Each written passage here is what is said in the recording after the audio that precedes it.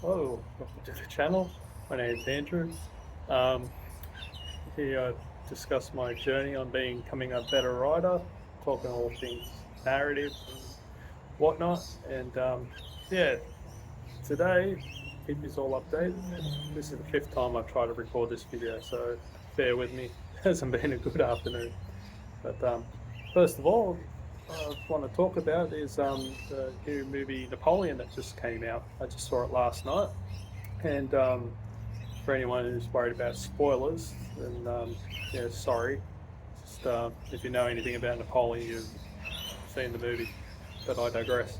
Um, my initial first impressions are, eh, eh, yeah, it's good. It's, uh, it is.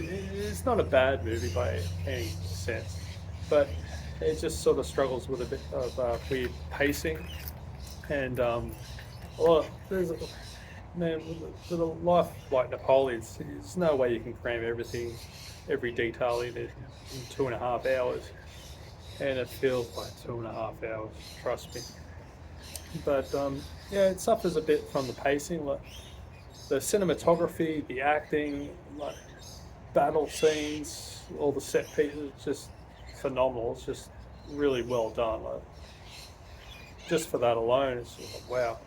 Um, well, Ridley Scott, so he's going to bring it.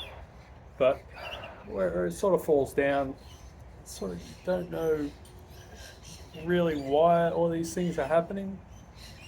It doesn't really go into detail. It's sort of yeah, the pacing is a bit choppy. With 1 minute he's in Egypt, the next he's you know crowned emperor and this and that. Just why it sort of portrays him as an awkward and uncomfortable sort of man, but it doesn't really show why the people loved him. Yeah, why the army, all these troops loved him. Which if you know anything about history, I know enough to get in trouble. He was pretty well loved by his troops. That's why he was able to get off that island, and all of a sudden everyone, you know, joins up with him when he marches on Paris. But all in all, it was refreshing to see a movie that wasn't a CGI quick fest superhero giant beam in the sky multiverse bullshit. Yeah, I'm over superhero movies, over them. And I love comics as a kid, but man, it's just done to death. Like I don't know. I always said that nerds are like crack addicts. You string them along, they'll hit that pipe forever, but you give them too much, they'll just OD and die. And I've OD'd and died on superhero movies, so that's why I quite enjoyed Napoleon. It was very refreshing to see a movie like that, an actual film, not just rubbish. But I don't know, it's up to you. You make up your mind if it's something that you're interested in. There are, like I was saying, some pacing issues. His relationship with Josephine, um, how that's portrayed. I don't think it was particularly accurate, but the performances, like the acting in it, it's just class above. So, but I digress. That's for now. Currently, there's a bit of a segue from the Napoleon. I've been reading this bad boy, the Crimson Campaign. That's far into it. I've been listening to the audio book, The Promise of Blood. I listened to the audio book, and that was really, really well done. The audio on that. And then my 15 hours ran out with Spotify. I was like, oh god damn, I gotta finish this book. So I went out and Black Friday sales, went out and got the trilogy, the Powder Mage Trilogy. I know I'm about 10 years behind the times, but I'm quite enjoying that. So definitely that's another Flint fantasy in the theme of Napoleon, I guess you could say. Another fantasy series to check out. And Brian, yeah, was Brian McKellen. Wow, yeah, I quite like his prose and done a phenomenal job. So I can't wait to read see the payoff with this book and the trilogy, because he's got some really great characters, the dynamics between the characters, great odd magic system with the snorting the gunpowder. It's pretty cool, different. But I drink this, yeah. So it's 2 thumbs up for the Crimson Campaign and the Powder Mage Trilogy. So what I've been doing.